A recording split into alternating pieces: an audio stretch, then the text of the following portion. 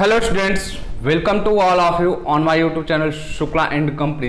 बेटा, जैसा कि आप लोग जान रहे हैं, इस समय हम BHU बीकॉम एंट्रेंस 2020 पेपर का आंसर डिस्कस कर रहे हैं आप लोग के साथ। आंसर डिस्कशन का एक पार्ट का वीडियो बन चुका है, जिसमें हमने क्या किया कि क्वेश्चन नंबर 1 से लेके 31 तक के क्वेश्चन जो हैं उसके आंसर डिस्कस किए हैं, जिसमें कि हम टॉपिक आपको बताएं कि आपका financial statement analysis and financial market से रिलेटेड क्वेश्चन हमने डिस्कस किया है। ठीक, कि उसमें हम कहें कि जो क्वेश्चंस पे डाउट्स हैं या किन्हीं क्वेश्चंस का जो आंसर हम कहें कि बाय मिस्टेक गलत हुआ है, उसका सही आंसर हमने कमेंट बॉक्स में पिन कर दिया है। वहाँ से आप लोग देख सकते हैं। मीन्स जो आप कमेंट बॉक्स होता है वहाँ पे टॉप पे देखेंगे मेरा आंसर, वहाँ पे करेक्ट आंसर पिन कर दिया गया है। ठीक, तो वो देख सकते हैं। जैसे कि एक क्वेश्चन का आंसर हम आपको बताएं कि क्वेश्चन नंबर 10 जो था ऑपरेटिंग रेशियोज का करेक्ट आंसर होगा, तो उसको आप ध्यान दीजिएगा। और फिर हम कहें कि यहाँ पे इस बार का पेपर जो निकल कर आ रहा है, मीन्स ओवरऑल कंक्लूजन, कि मैं पहले पार्ट में ये बोला था, अभी भी वही चीज़ रिपीट करूँगा कि मैथ का पोर्शन जो इस बार छोड़ कर आया होगा वो प्रॉफिट में रहेगा, और उसके बेस पे हम कहें कि जो मैथ का पोर्शन है वो आपके कट ऑफ को इस बार डाउन करने वाला है। मीन्स हम मेरा अपना पर्सनल कह सकते हैं कि अनुमान है कि इस बार जो आपका हम कहें कि वैल्यूएशन होने वाला है वो 150 क्वेश्चन का ना होकर 135 क्वेश्चन से वैल्यूएशन किया जाएगा।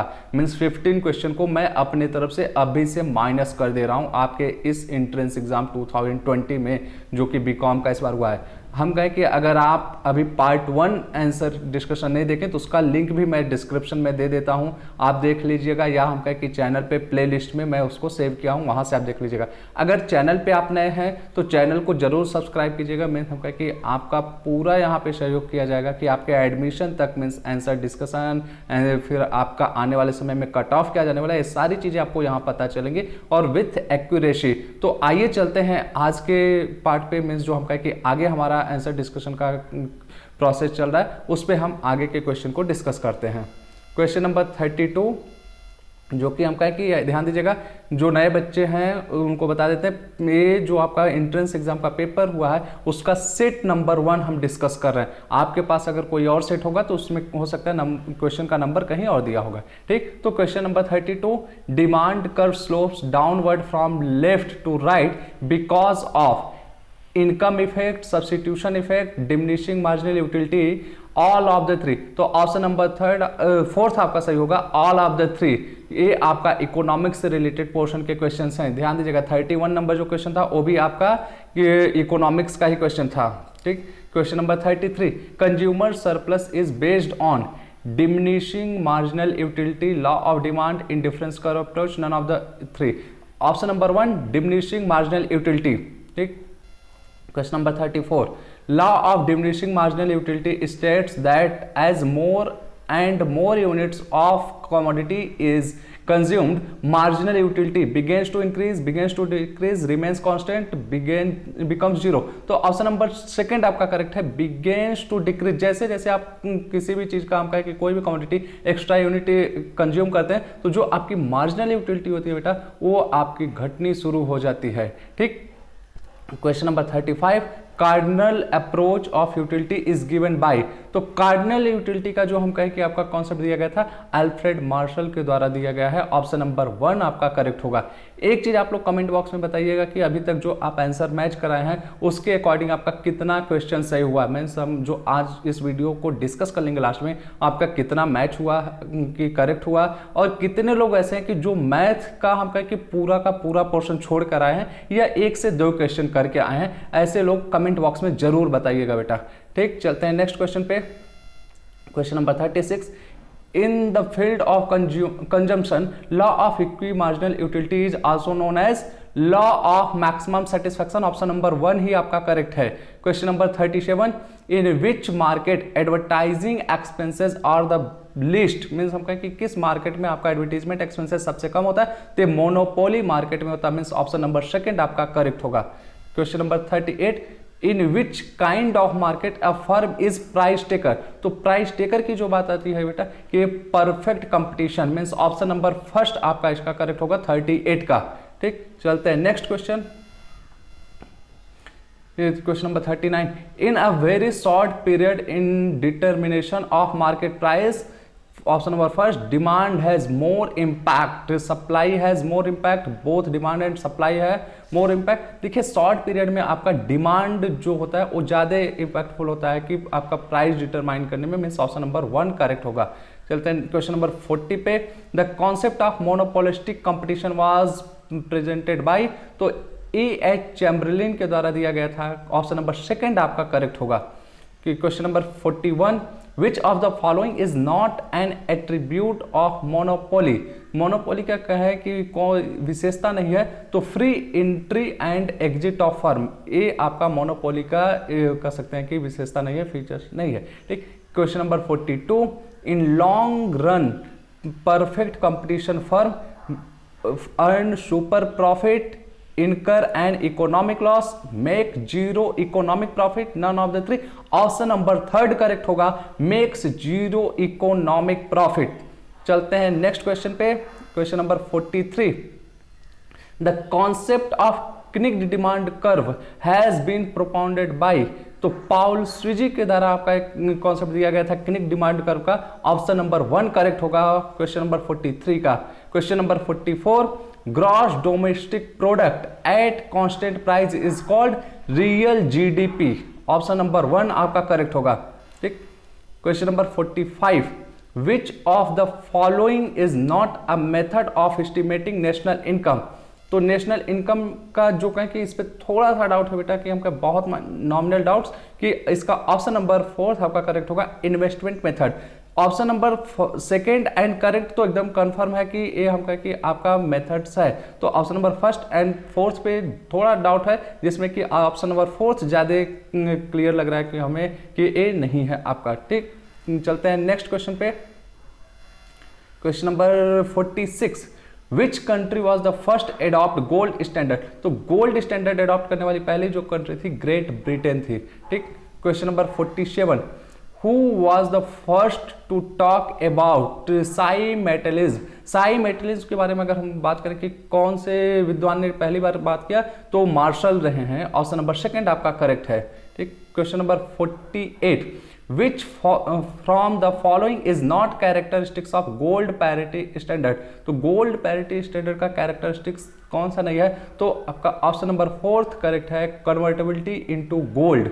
ओके, क्वेश्चन चलते हैं नेक्स्ट पे, question number 49, the fixed fiduciary system was adopted by England in, England ने कब फिक्स्ड फिड्यूशरी सिस्टम को एडॉप्ट किया, तो ये ध्यान दीजिएगा, आपका 1844 में एडॉप्ट किया गया था इंग्लैंड के द्वारा, मीन्स ऑप्शन नंबर 2 आपका करेक्ट हुआ। ये सब क्वेश्चन देखिए बेटा आपके बैंकिंग, मनी एंड बैंकिंग के हैं, जिसमें से हम कहें कि मनी पोर्शन का है, और आप देख सकते हैं कि क्वेश्चन जो मीन्स हम लोगों ने क्लास की है, पीडीएफ किया है, वो क्वेश्चन वहाँ से मैच कर रहा है। मीन्स आप बड़े ही आराम से अगर कहे कि बीएचयू एंट्रेंस क्वालिफाई करने वाले हैं, जो हम पहले आपसे कहे थे कि ये बीएचयू एंट्रेंस आपके लिए सिर्फ और सिर्फ एक हम कहे कि फॉर्मेलिटी होने वाला है, क्योंकि आप जो तैयारी पहले से कर चुके थे उस तैयारी के बेस पे अगर आप अपना कह सकते हैं कि वहाँ पे नर्वसनेस नहीं होते हैं एग्जामिनेशन हॉल में, तो बहुत अच्छा पेपर करेंगे। एंड आई होप कि आप में से बहुत से लोग जो हैं वो सभी अपना पेपर अच्छे से करके आए हैं। ठीक,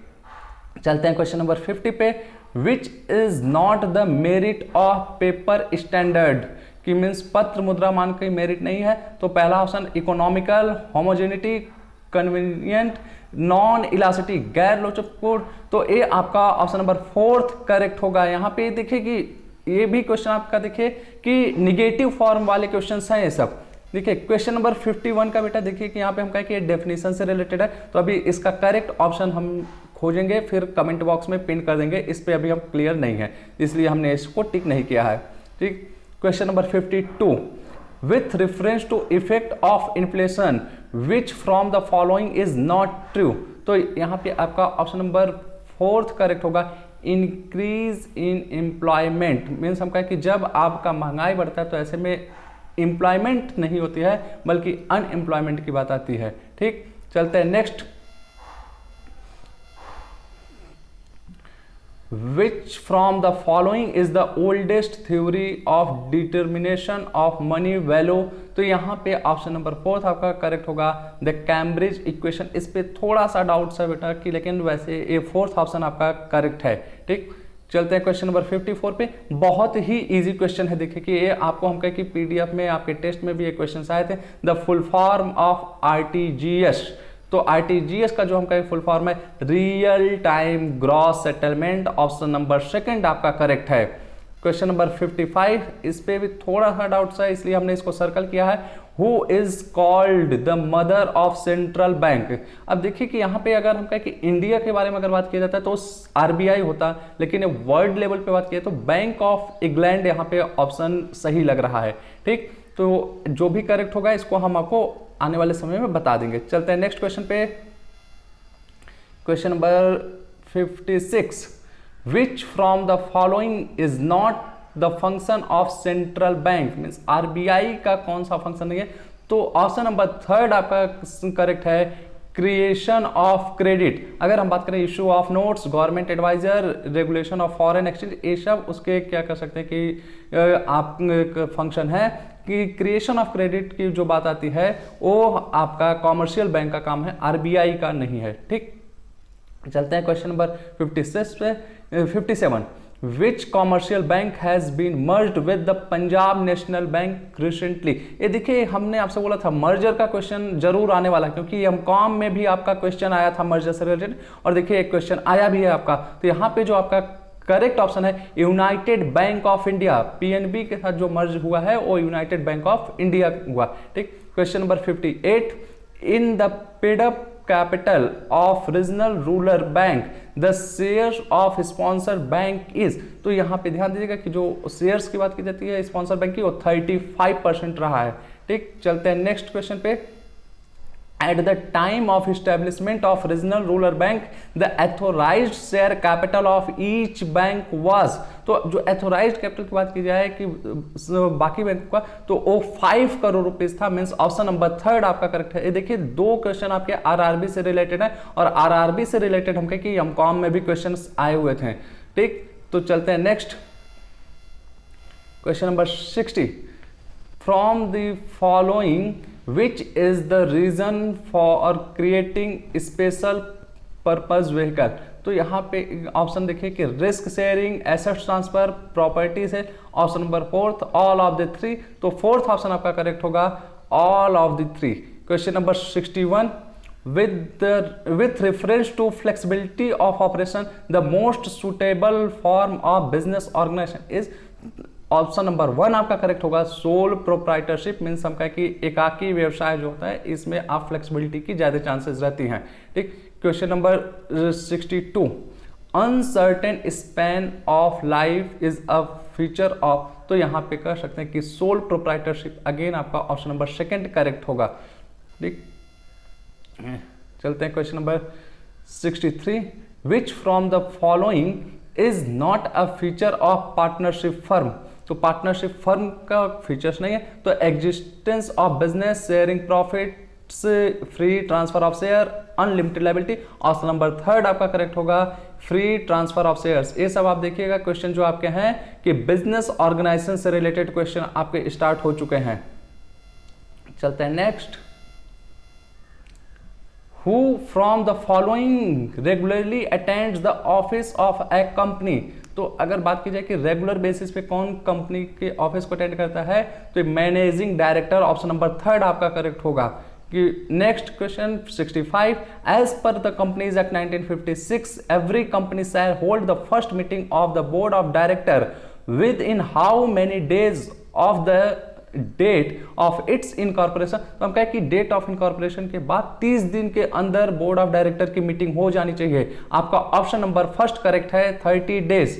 कि question number 66, which from the following is also known as vertical organization, तो ये ऑर्गेनाइजेशनल स्ट्रक्चर से रिलेटेड क्वेश्चन है, जिससे कि हम पहले भी बोले थे कि 100% क्वेश्चन आएगा।